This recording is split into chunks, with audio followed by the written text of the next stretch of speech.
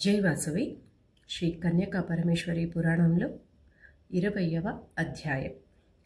పరమేశ్వరుడి ఆజ్ఞతో వైశ్యులు ఇలా అన్నారు: కుబేరా, మేము భూమిని తాకలేకపోతున్నాం, అందుచేత పరమేశ్వరునికి మధ్యలోకం నుండి కానుకలను తీసుకురాలేకపోయాము.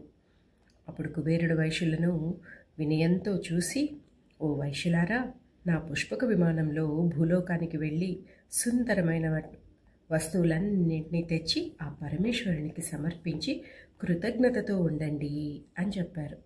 అప్పుడు వైశ్యులు ఆ వస్తువులన్నింటినీ తీసుకురావడం కోసం పుష్పక విమానంలో తమ బంధువులు ఉన్న పట్టణాలన్నింటినీ వెతుకుతూ తమ బంధువులు ఎక్కడా కనిపించకపోవడంతో మనోవేదనకు గురయ్యారు. భూమిపై సంతానం లేని వారికి పుణ్యలోకాలలో నివాసం లేదు. అందువల్ల వారు తమ వంశాన్ని విత్తడానికి ఏదో ఒక విధంగా ఏదో ఒకటి చేయాలని నిర్ణయించుకున్నారు. వారు భూలోకం నుండి ఎటువంటి ద్రవ్యరాశిని కలిగి ఉండలేక ఆందోళనతో తిరిగి వచ్చారు. మధ్యాహ్న వేళ అడవిలో ధ్యానంలో ఒంటరిగా ఉన్న ఒక మహర్షిని చూసి, అయ్యా మునిశ్రేష్ఠ, మీరెవరు? ఇది ఎవరి ఆశ్రమం అని అడగగా ఆ ఋషి వారికి నమస్కరించి, అయ్యా, ఇది మహానుభావులైన భార్గవ మహర్షి ఆశ్రమం. నేను సాందీప గోత్రోద్భవుడైన దేవప్రవరుడు అనే వైశ్యుణ్ణి. మీరు మహాత్ములైన రుద్రాదిత్య గణాల భూమిని స్పర్శించకపోవడం దైవత్వానికి సంకేతం కదా. మరి మీరు ఏ ఉద్దేశంతో ఈ భూమిపైకి వచ్చారు? అటువంటి కార్యవైభవం గురించి నాకు తెలియజేయండి అన్నారు. అప్పుడు ఆ వైశ్యులు, ఓ వత్సా, నీకు ఎల్లవేళలా శుభములు కలుగుగాక. శాంతితో మా ఉద్దేశాన్ని విను. మేము ఆ పరమేశ్వరునికి ప్రీతి పాత్రలైన బిడ్డలం. ఈశ్వరుడికి కళ్యాణం జరిగింది. ఆ భగవంతునికి ప్రసన్నత కోసం దివ్య వస్తువులను తీసుకోవడానికి భూలోకానికి వచ్చాం.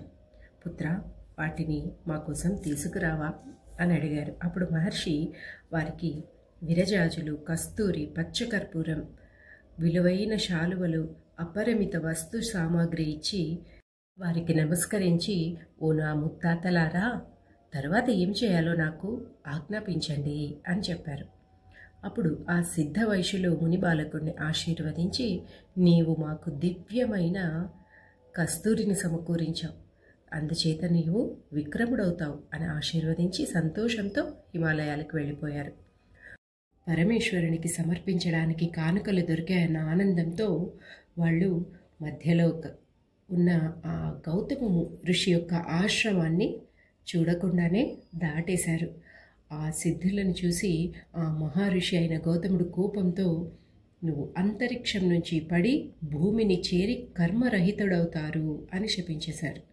గౌతముని శాపం కారణంగా వైశ్యులు అదే సమయంలో బలహీనులైపోయారు. వెంటనే పుష్పక విమానం నిష్క్రియమైంది.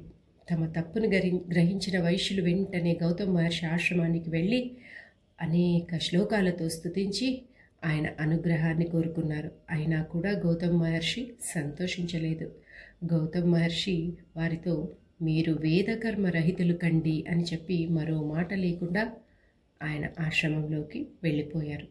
గౌతమ మహర్షి నిష్క్రమించడంతో, ఆయన అనుగ్రహం పొందకపోవడంతో బాధపడిన వైశ్యులు శంకరుని ప్రేమను పొందాలన్న కోరికతో విమానమెక్కి కైలాసం చేరి పార్వతీ పరమేశ్వరులకు తాము తెచ్చిన విశేష వస్తువులన్నింటినీ సమర్పించారు. ఆ వైశ్యులు సమర్పించిన వస్త్రాలు, ఆభరణాలు, నైవేద్యాలు, పచ్చకర్పూరం, కస్తూరిని చూసిన పార్వతీ పరమేశ్వరులు సంతోషంతో తమ భక్తులైన వైశ్యులను అనుగ్రహించారు. అప్పుడు ఈశ్వరుడు హిమవంత ఇంట్లో 1,00,000 దివ్య సంవత్సరాలు పార్వతీదేవితో క్రీడించారు. ఒకప్పుడు పరమేశ్వరుడు పారిజాత పుష్పాలతో నిండిన పర్వత శిఖరంపై ఏకాంతంగా ఉన్నారు. నంది, సురభి, గాధి, సమేధి, బాణ, రావణ తదితర భక్తులందరూ తలుపుల దగ్గర జాగరూకతో వేచి ఉన్నారు. కొంతసేపటికి అక్కడికి సమాధి అనే వైశ్య మహర్షి వచ్చారు. ఆయనను చూడగానే నందీశ్వరులు, స్వామి, ఈ తలుపుల వద్ద మీరు కాపలాగా ఉండండి, మేము వెళ్ళి గంగానదికి స్నానం చేసి వస్తాము అని బయలుదేరారు. అదే సమయంలో మహర్షి దుర్వాసునుడు ఆ పరమేశ్వరుని దర్శనానికై విచ్చేశారు.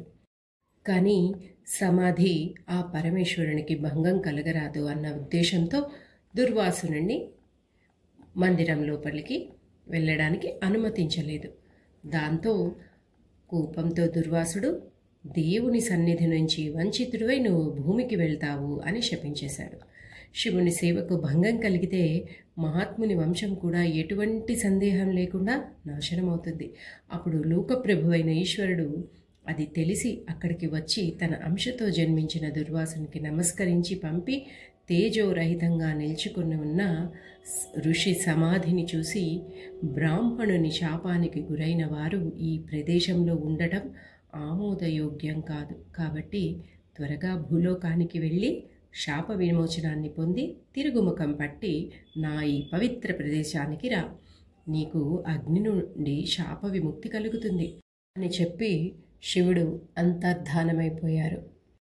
ఇది విన్న సమాధి చాలా కృంగిపోయాడు. ఇవన్నీ ముందు ముందు జరగనున్న ఒక మహత్ కార్యానికి పునాదిలాగా కనిపిస్తుంది. జై వాసవి.